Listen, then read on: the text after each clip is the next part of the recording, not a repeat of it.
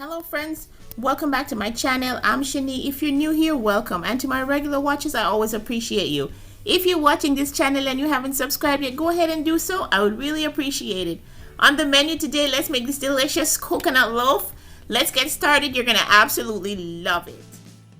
Okay, so here are our ingredients. I have some flour, some butter, some eggs, I have some oil, I have a bit of sugar, some freshly grated coconut, I have some crushed pineapple, some salt, as well as my baking powder and my ground ginger. This is optional. You can use any other spice that you like, as well as some coconut milk. You can use regular milk if you have, and then my vanilla. So now let's just go ahead and start mixing up our butter and our oil. We're gonna go ahead and whisk this up. I'm using a hand blender here, but if you don't have, you could just use a whisk or a fork and just whisk this up with a spoon, anything. So next we'll go ahead and add in our sugar, and we're gonna whisk this to a little bit of fluffy. Start with your mixer on low so that it doesn't splatter everywhere like me. So just whisk until all of the sugar granules are dissolved, and then after that you want to go ahead and add in your eggs and your vanilla. It always helps to add your vanilla when you're adding your egg because it just takes away the rawness of the egg. But you can do it how you always do it. It doesn't matter. So just whisk this until it's nice, light, and fluffy. So make sure you go around your bowl and scrape down the sides so that all of the sugar on the sides can also get in and get dissolved as well. So this looks good. We're going to go ahead and add in our crushed pineapple. So you can just blend up a fresh pineapple with its little juice and add it here. You don't want too much water, but not too little water. Now we're going to work on our dry ingredients. So that's our flour, our salt, our baking powder, and our ginger.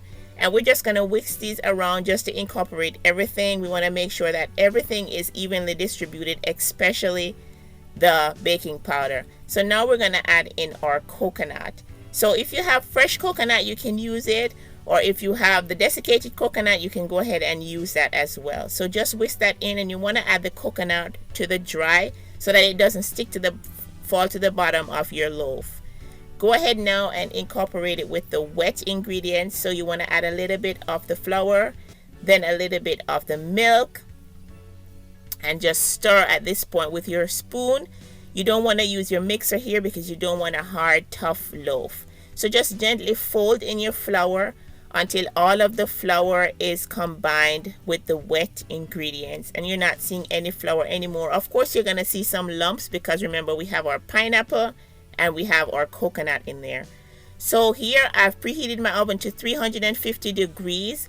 And I've just added a little bit of spray to my non-stick loaf pan, and this is a 9x5 loaf pan here, and I'm just spooning in my batter in there nicely, and this will bake for about 45 minutes. So you want to watch your temperature for about 30 to 45 minutes at 350 degrees. Go ahead and pat it down, give it a tap to make sure all of the air bubbles come to the top.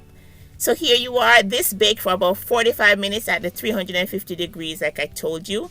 Stick a toothpick in there and make sure that it's cooked all the way through. So I'll let this cool, and in the meantime we'll just make our frosting. This is optional. It just makes your cake look pretty, but you don't have to if it's something that you're not into. So in the bowl I have some cream cheese, and now I'm just sifting the powdered sugar here, just using a whisk to help me get it through because powdered sugar makes a huge mess. It just flies everywhere.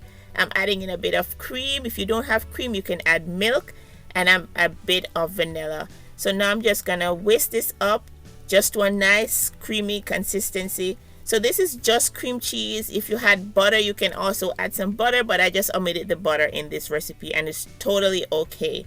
So now we're gonna go ahead and frost our cooled cake. You want to make sure that your cake is completely cooled before you add this, otherwise it'll just make a melty mess.